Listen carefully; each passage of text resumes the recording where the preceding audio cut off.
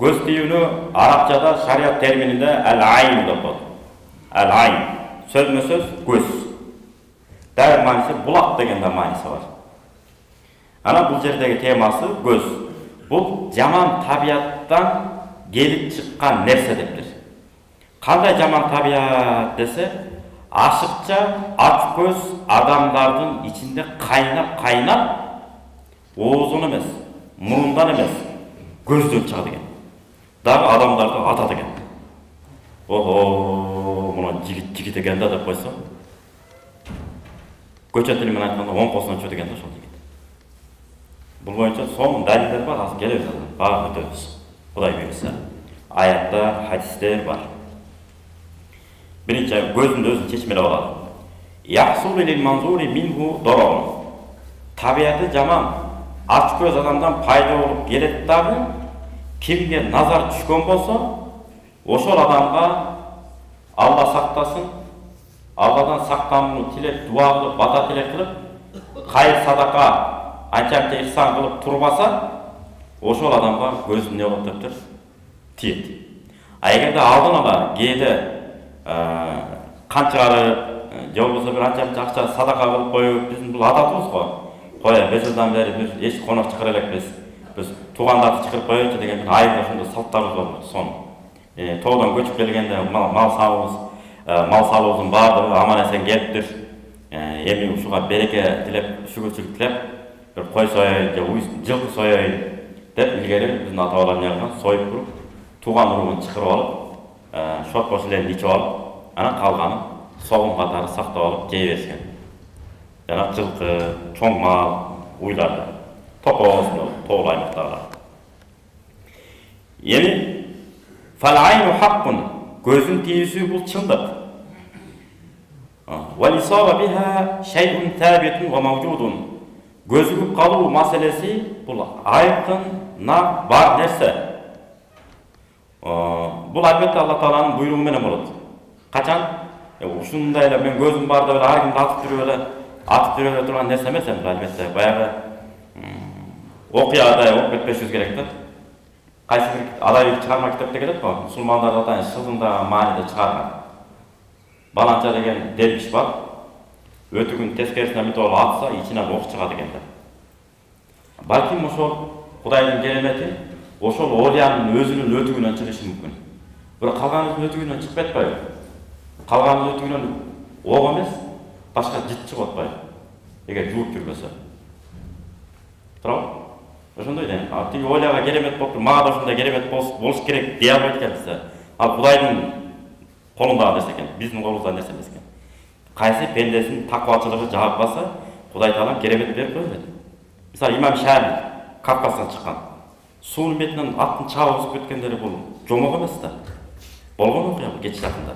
Орыстар бастырғанда. Бар нәрсе. Ал қиындығынан, ошоны сұрап алған жоқ. Құдай Таала маған беріп, такриман лаху дейді, ошол пендесіне сый урмат көрсетіп беріп қойып өткен кейді. Баланча пендеңе өрсің, маға да бер деп доғырын албайды екенбіз.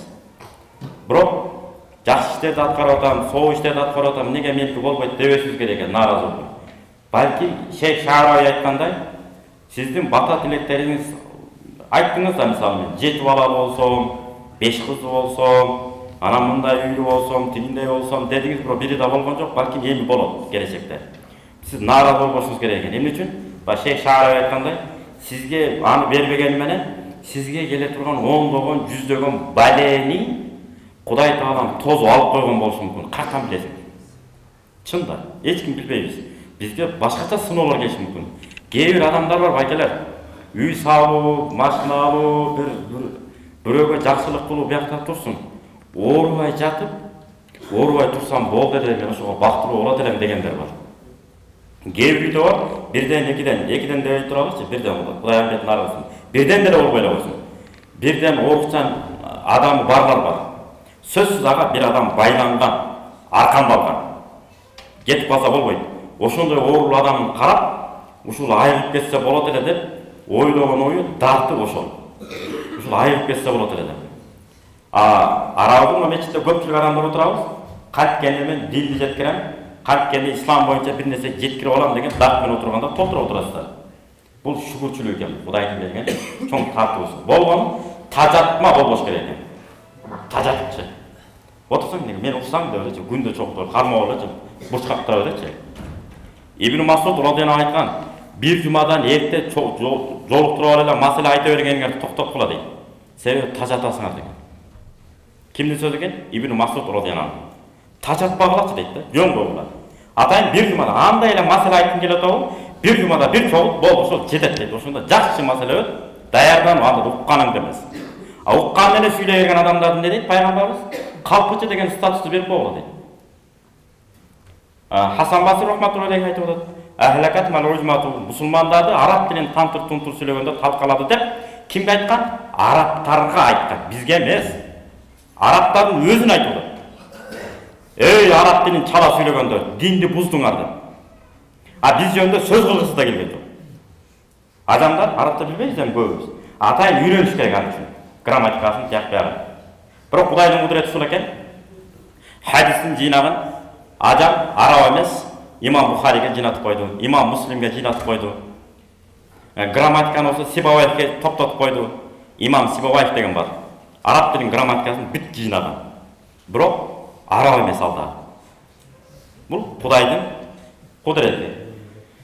Грамматика да араб болсо, хадис жыйнагычы да араб болсо, баары араб болуп калганда анда пендечилик да. Анда арабта такырла башкача учуп кетмек беле балким. Бул Кудайдын тандоосу болду. Ошон үчүн аракет бизден экен, натыйжа Кудайдан. Эми көзүгү темасын кайра улантабыз. Фал айну көзү бар адам, хасидун хасын, өзгөчө бир ичи таар адам болот деп. Өрттөнүп кетет экенде, бирөөдө бир ийгиликке жетип калса эле. Айталы үйүн эки бөлмөлүү үй бар болчу. Бирок 5-6 бөлмөлүү кылды дагы, эмне? Келген кеткен конокторумду кенен тозуп алайын деп, жакшыртып, сонун кылып үйдү салып алды. Же болбосо жайылга үй болбосо, жер төлөөсү менен, подвал деп коет го, жер төлөөсү менен. Жер төлөөсү менен жерин кенен кылайын деп, чек-чейтип туруп, кышында жылуулукту асталап калат, жайында салкын кылып, сонун шарты менен үйдү салып алды. Бирок сиз сала элексиз.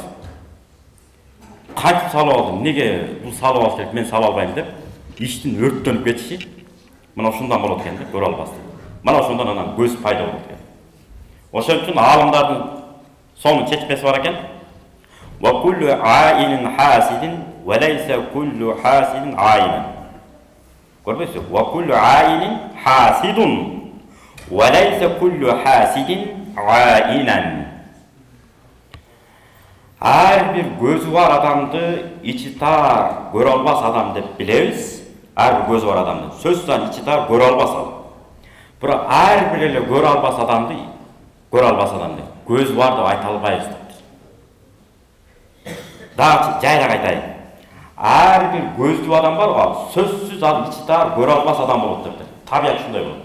Бирок ар бир табиятынан начар көрө албас адамды көрө эле калса, а сенин көзүң бар деп эле көзөлөп кирбейт экенбиз да.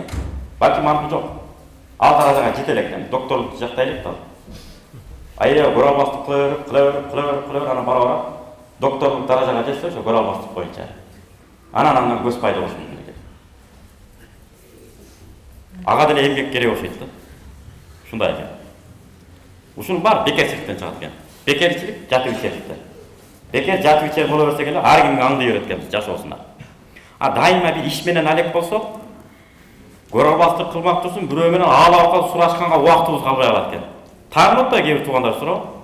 Тим эле шаарга барып жоголуп кеттиң го, кичине чоң атаң бармы, тайкең бармы деп таарынат кээ бир. Кабар алып койсоң болот бизден деп. Туура да ошол.